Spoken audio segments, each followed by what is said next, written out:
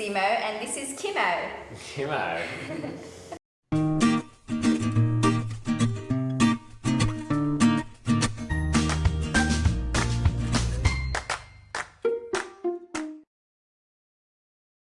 Hi, this is Zia and this is Kamana. and welcome to Holistic Nomads TV, TV, where ancient wisdom and modern science can help you to have more clarity and energy in your life.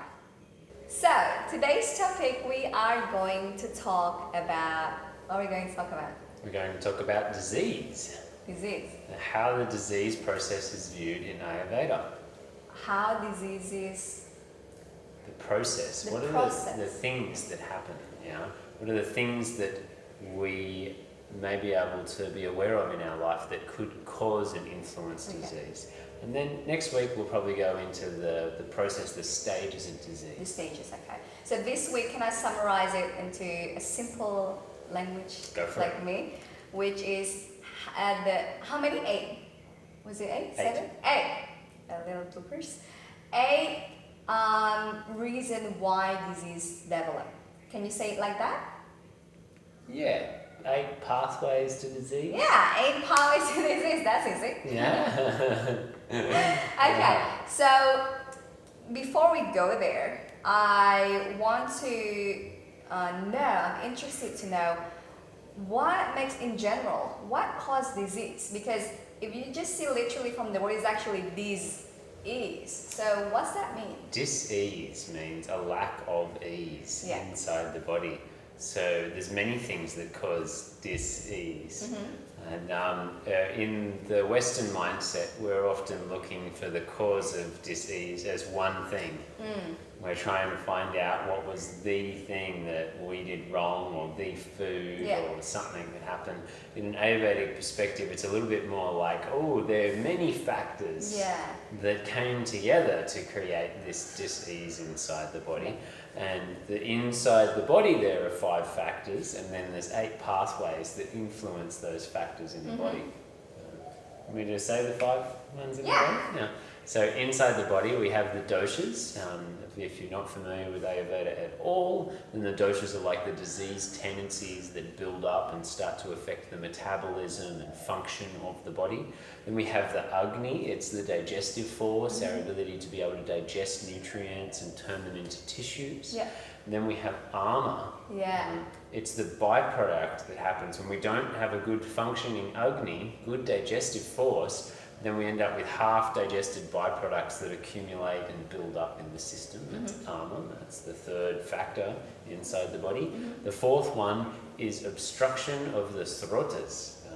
Srotas are like channels throughout the body systems where nutrients flow, and there's walls, tubes type things, that are holding the nutrients and the system together.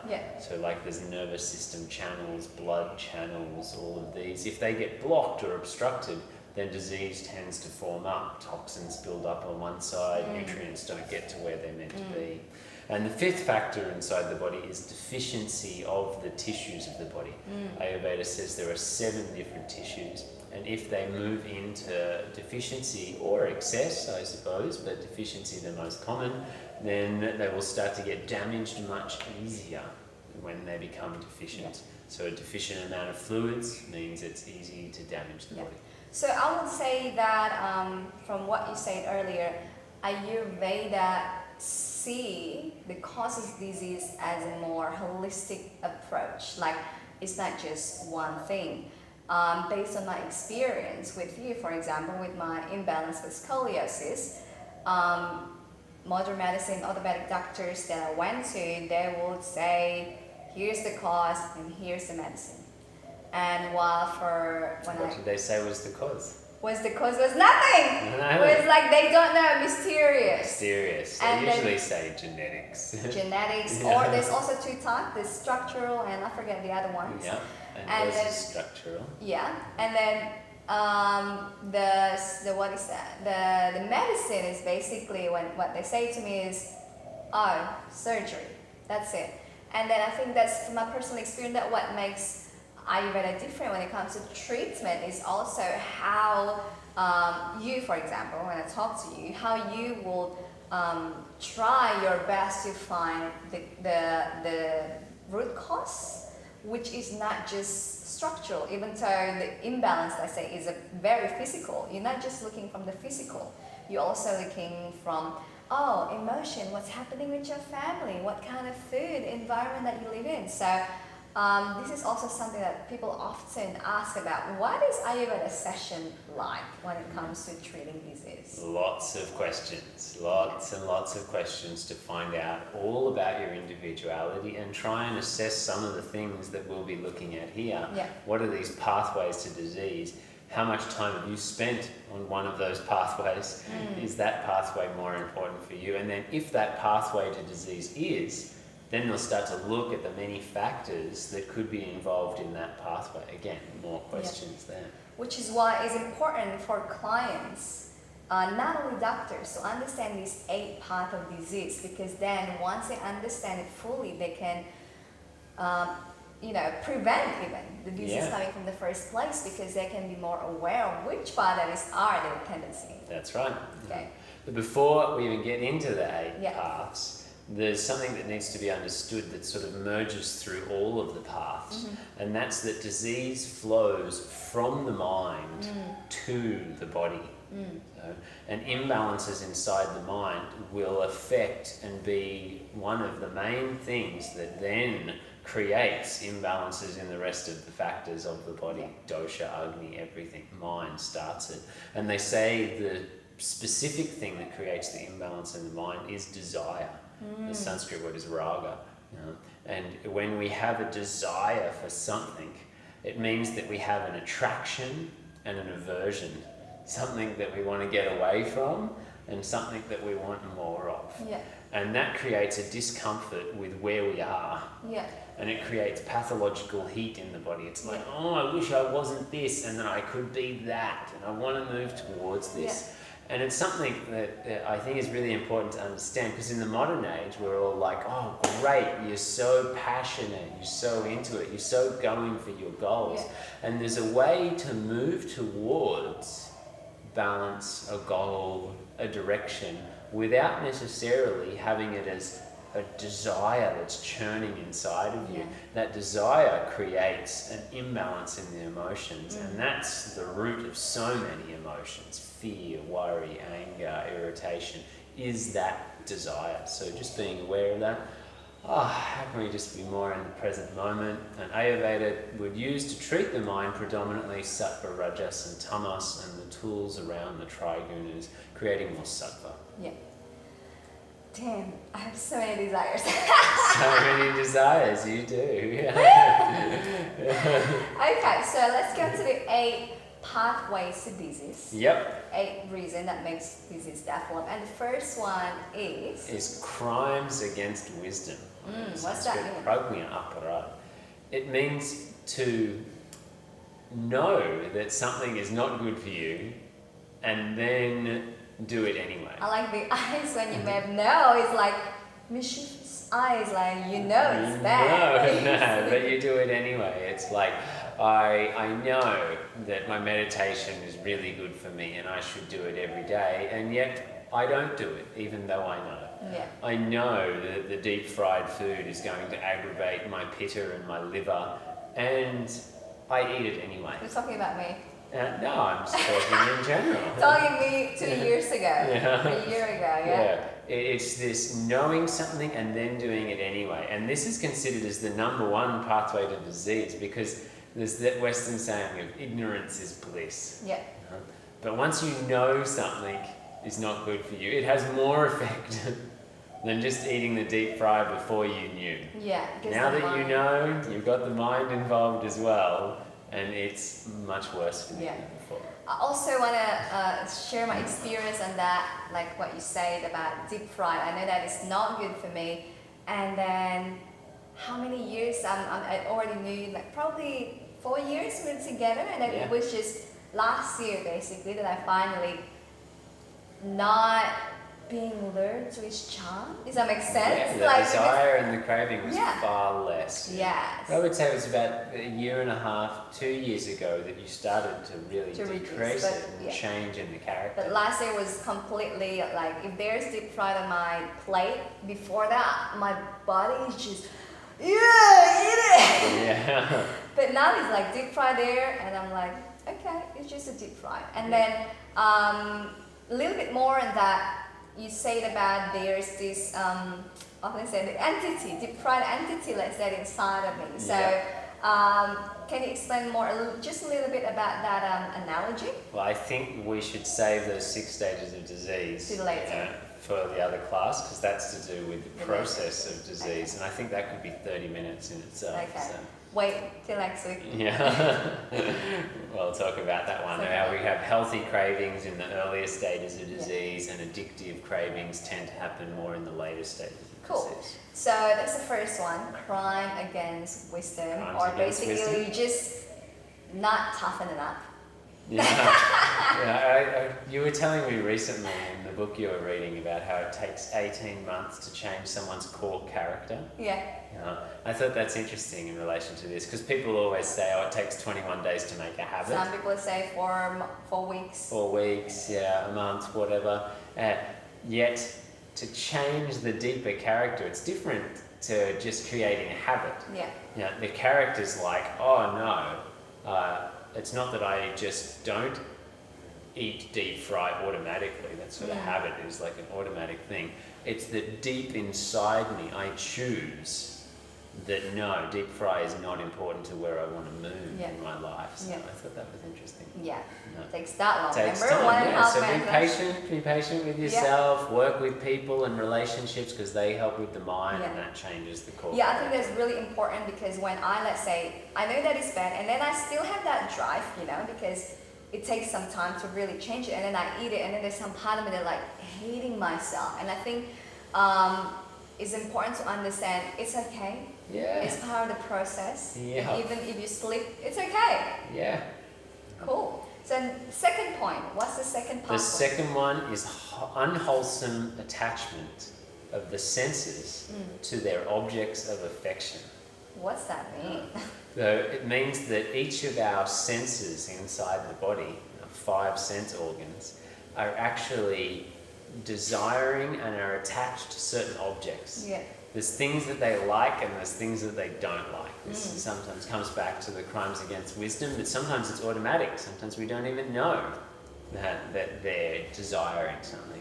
Just as, say, the eyes love to look at beautiful environments, love to look at a beautiful woman, a beautiful nature, beautiful food, a beautiful house, beautiful clothes. They desire these things, and they have a desire that is a little bit unsatiable.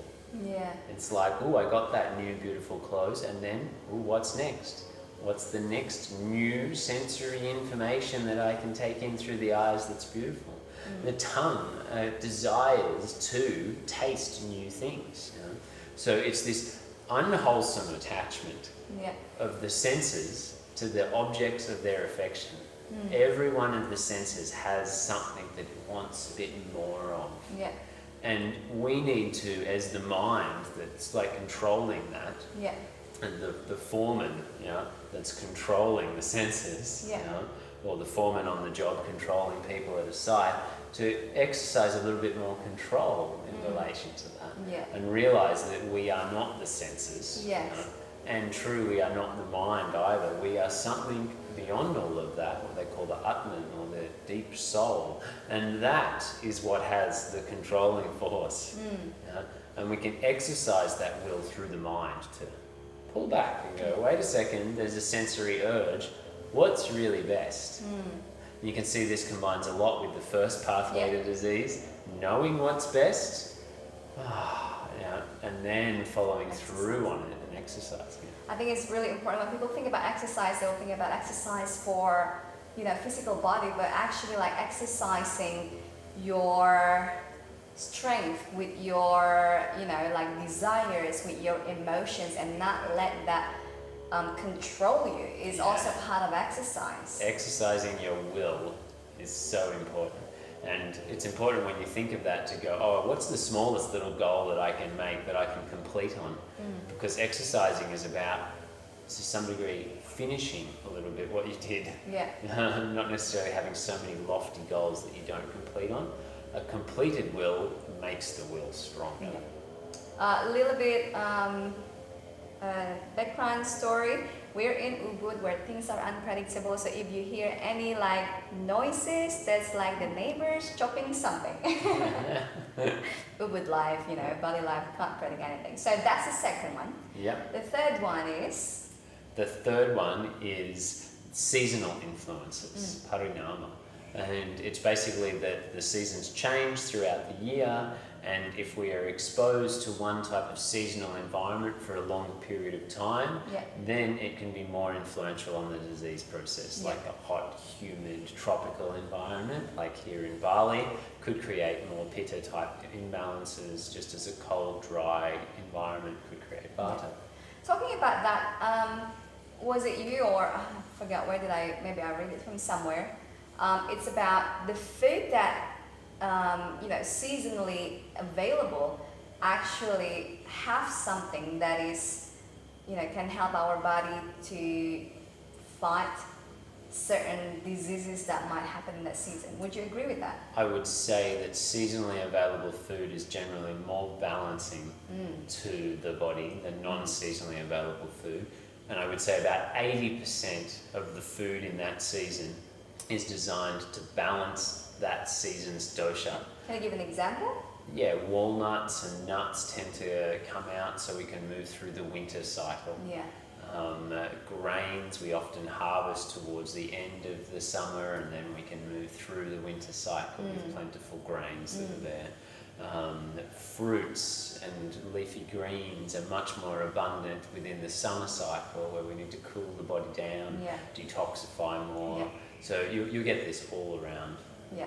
So basically this third one is really emphasizing on the importance of living with the cycle of nature. Not just daily, because we always talk about that very regularly, but also in seasonally, like yearly Absolutely. cycle. Yeah. Great. So the fourth one. The fourth one is inherited. This one comes down to the doctor's genetics. What Ayurveda might refer to as prakruti, your birth constitution. What have you inherited in your genes? What tendencies might be there because of your genetic structure? Yeah. And a few days ago we talked about this, and then what is that? The difference between inherited, like on DNA, and karma, because later we talk about karma, but That's what's the difference? Inherited might be what's in the codes of your genes, but it might not necessarily express.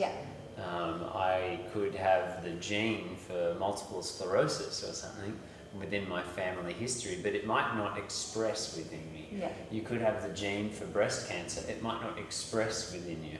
So that's part of the prakruti. Is it there within the possible things that could take place? If it's karma though, and it's very strong karma, it's very likely to express.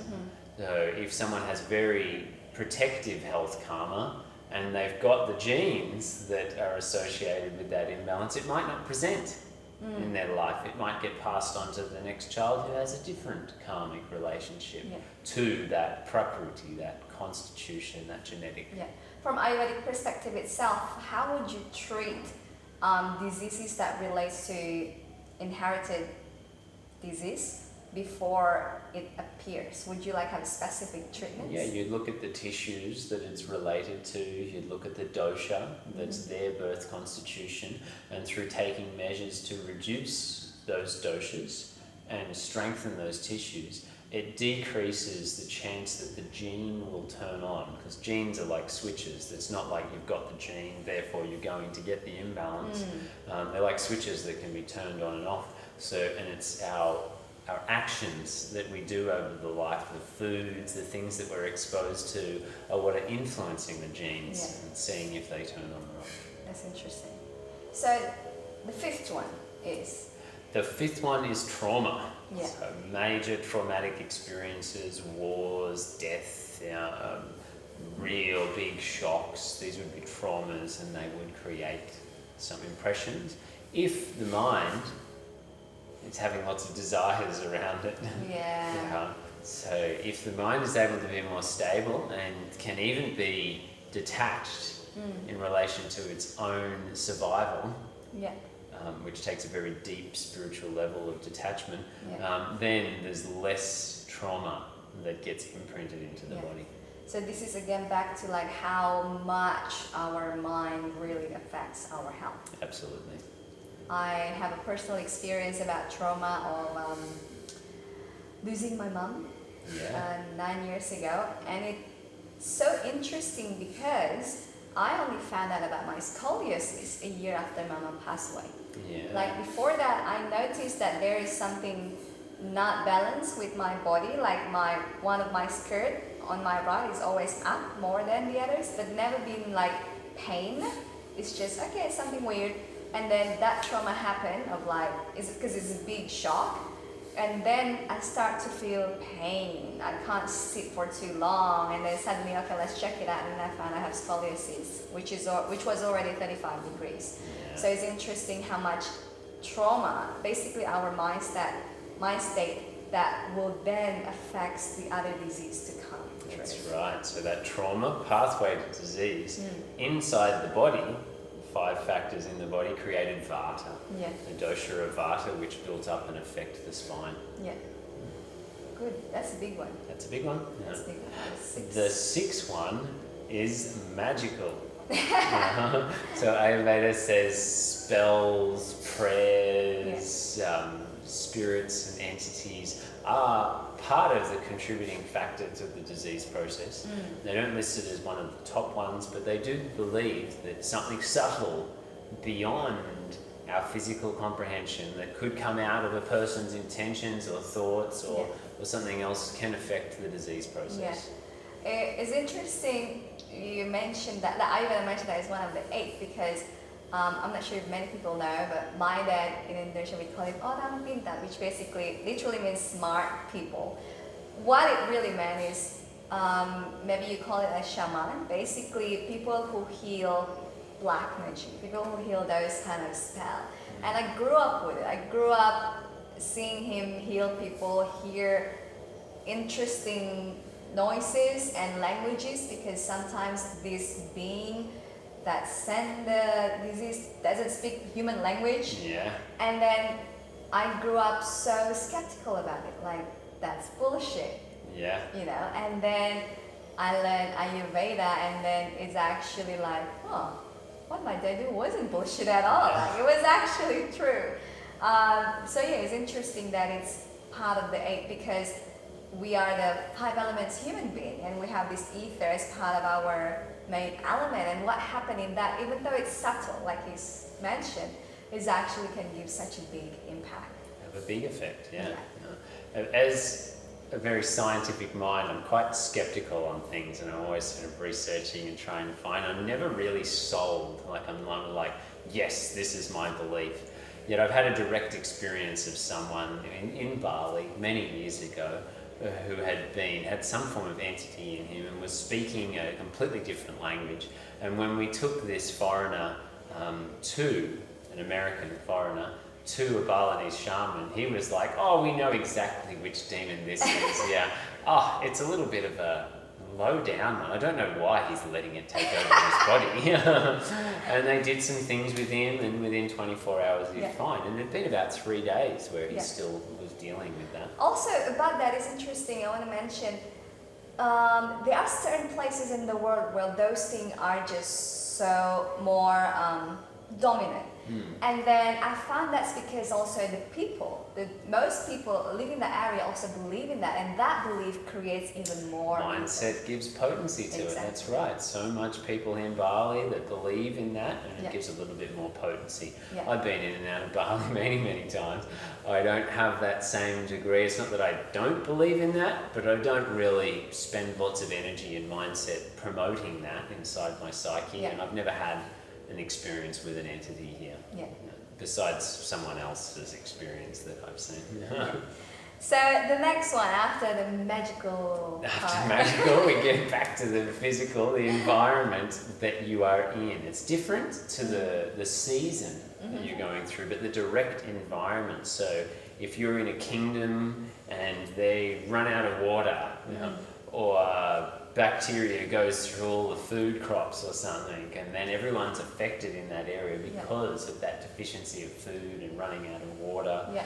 And this one also applies to the house that you live in. Yeah. And another Vedic science called Vaastu, which is like feng shui from the Indian perspective, and how the design of the house, its orientation to the sun, its orientation to direct north, and how they influence the energies inside the body.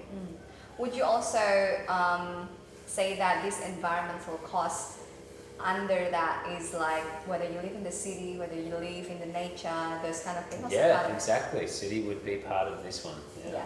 So we actually already talked about this matter in the full half an hour detail. So you can go to our YouTube playlist. There is a video called Best Places in the World to Live and how that affect your health. Basically, we go through like living in the cave, living in the high mountain. What's that mean and how's that affect your health?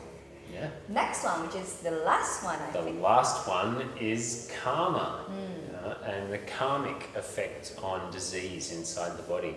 So Ayurveda has a belief coming out of Hinduism that we incarnate over many lifetimes, and that the soul receives lessons, and these lessons are based around unity, teaching us that we're part of the one being. And when we do actions that are not in support of the larger being, it records those actions and then returns those as lessons where we learn about unity in our relationship with the larger being. So sometimes our actions in the past may influence karma in the now. I have quite a few of these within inside my chart, and I actually, when I was first traveling through India, I had a Vedic astrologer. It was my very first time being exposed to Vedic astrology, and my lung had just collapsed. I'd been up in the Himalayas, and my lung had collapsed earlier when I was 17 years old. It's called a pneumothorax. Which basically means? Pneumothorax means a hole in your lung. Spontaneous pneumothorax means the doctor doesn't know why there's a hole in the lung. That's what the doctors call it, a spontaneous pneumothorax. And then it happened again when I was 21 in the Himalayas, and I just had the reading with him like 2 weeks after it had happened, and he says in the astrology reading, doesn't know anything except for my time of birth, my name, and he says to me, "Oh, you've had a few lung conditions, and you just had a lung infection 2 weeks ago."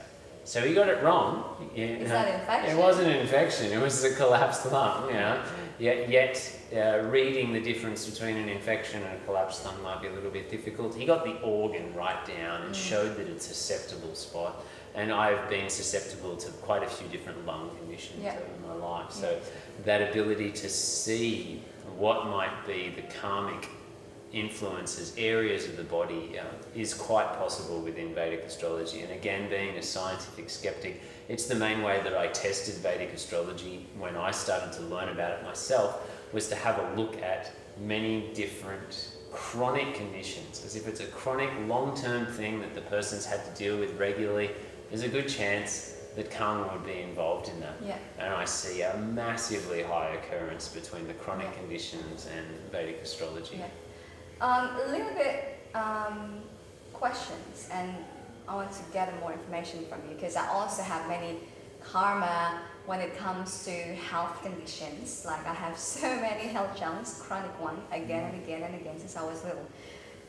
At the beginning, I found it like, why me? That's what I said to myself. Why me? Why I have this experience? Why scoliosis chose me?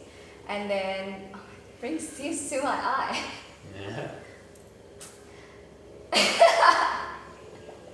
Whew. So Nice breath. what's the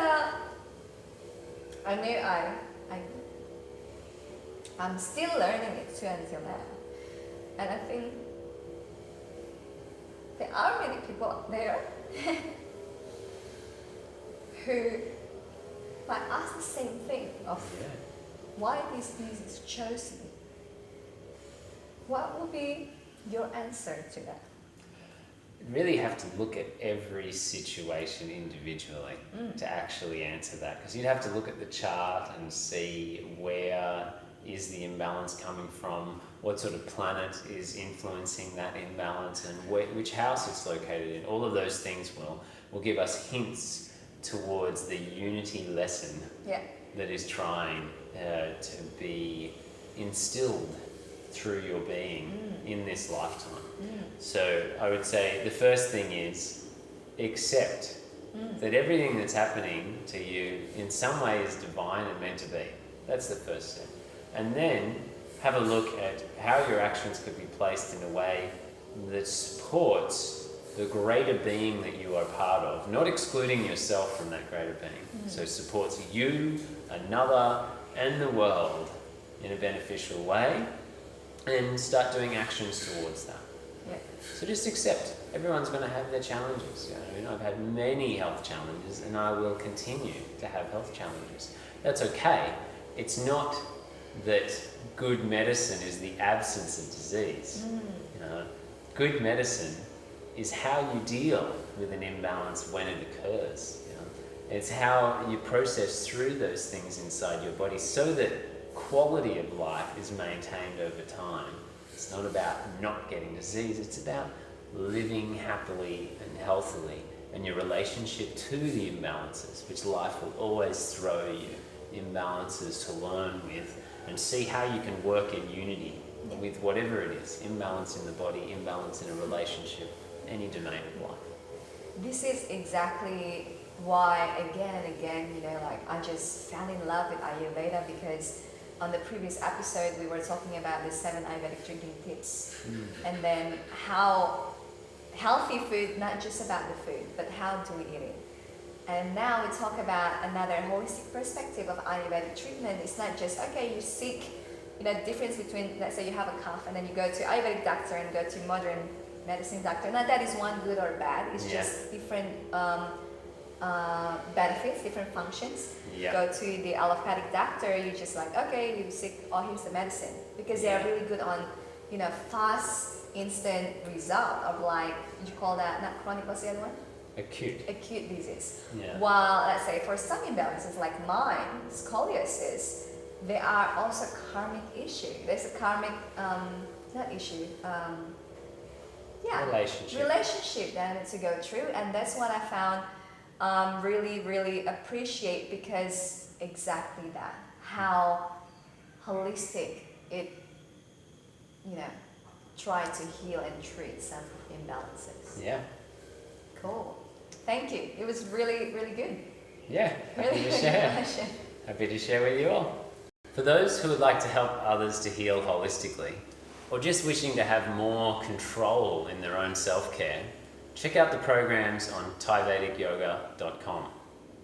I brought together some of the world's leading experts on health, teaching what I consider to be the 6 most important branches of holistic healing. Hope to see you there. Now, theory without practice is wasteful, because hearing leads to forgetting, teaching leads to remembering, and applying leads to mastering. That's why we will encourage you to leave a comment below and share one learning insight from this video. Also, if you like this video, make sure to subscribe so you will be the first to hear our future educational video. And for more resources on health and healing, check out our website holisticnomads.com.